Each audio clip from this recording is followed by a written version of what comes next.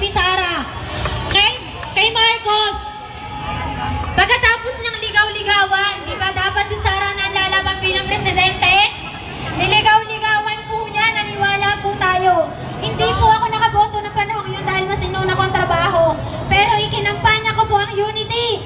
Naalala niyo po ba ang kanta ni Andrew E? Ngayon po, babaguhin natin. I-revive natin dahil po tayo ay tinraidor ng pangkat ni Marcos. Hindi po ako magaling kumanta pero ang lyrics po dati ni Andrew E, babaguhin natin.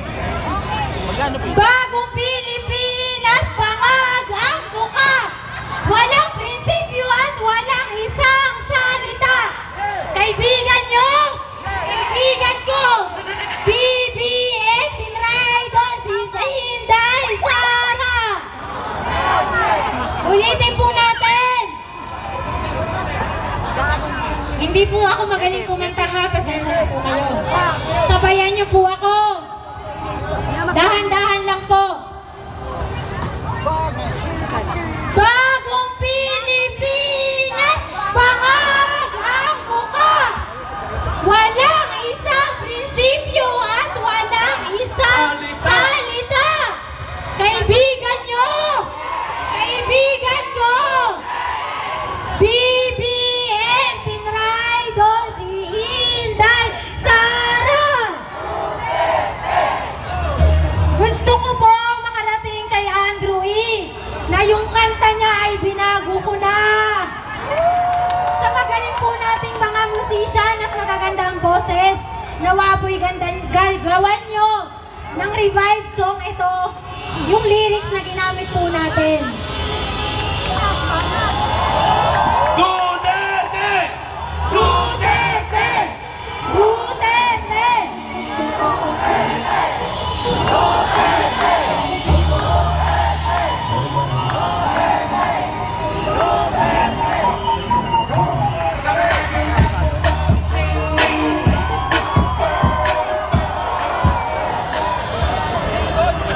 Okay! Pasensya na po kayo ha! Ako po ay simpleng tao lamang. Magsasaka po ang aking pamilya sa Quezon Province. Ako po ay nagtatrabaho sa Maynila, binubuhay ko po ang aking anak at sinusuportahan ko po ang aking mga pamilya. So ngayon po ang topic ko dahil ako po ay naging isang OFW dati. Ang OFW po natin na kumikita ang gobyerno ng bilyon-bilyon, magkano nga po sa isang araw ang kinikita sa remittance ng OFW? 43 or 41 billion po ba?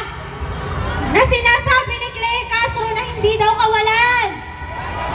Pero pagkatapos ng isang araw o dalawa, binabantaan po ang ating mga OFW ang kapal na mukha.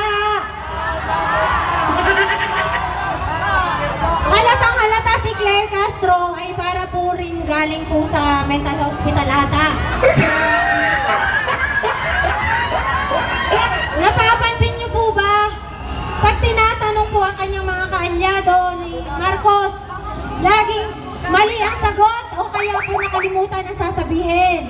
At lagi na lang po ganun. Ngayon po, nakikita ko po ang ating mga kapulisan ay marami pang kabataan. Hindi ko alam kung kayo bagong graduate lamang. Ako po ay 38 years old, hindi lang po halata. Ako po ay parang 16. Boto po ba kayo ako parang 16 years old lamang? Okay, sa ating mga kapulisan, nung si Pangulong Duterte ay nasa serbisyo, hindi ko alam kung naranasan nyo ang kanyang pamumuno. Kayo mismo makakapagkumpara sa pamumuno niya ngayon. Duterte! Duterte! Duterte! Mga kababayan, palakpakan po natin si Tatay Rani Ludovica! Duterte! Duterte! Duterte! Duterte!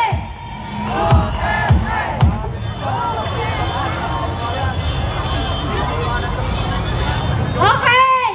O, tingnan niyo po muna isang 16 years old. Nag-focus po muna kayo sa isang 16 years old. Opo! So ngayon po itutuloy ko yung sa pamumuni ni Tatay Digong.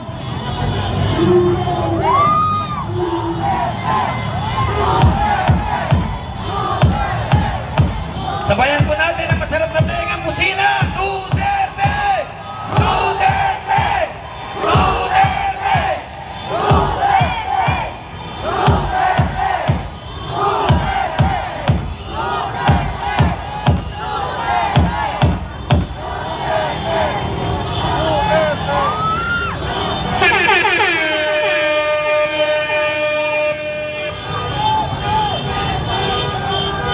Okay. Gigil na gigil po ako kay Claire Castro, kaya balikan po natin si Claire. Claire Castro, ako po ay walang pinag-aralan sa batas. Pero hinahamon kita. Kaya po kitang harapin sa debate.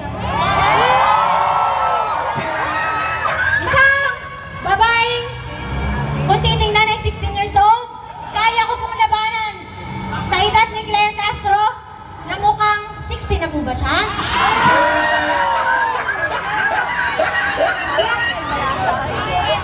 Senior, ilang taon na po ba si Claire Castro? 75! Imagine nyo, nung mga panahong napanood ko po yung video, sinabi ni Marcos sa isang interview, napakayabang ng bangag. Sinabi niya tayo daw ay hindi na tayo under ng jurisdiction ng ICC. Subalit natagpuan, anong ginawa niya?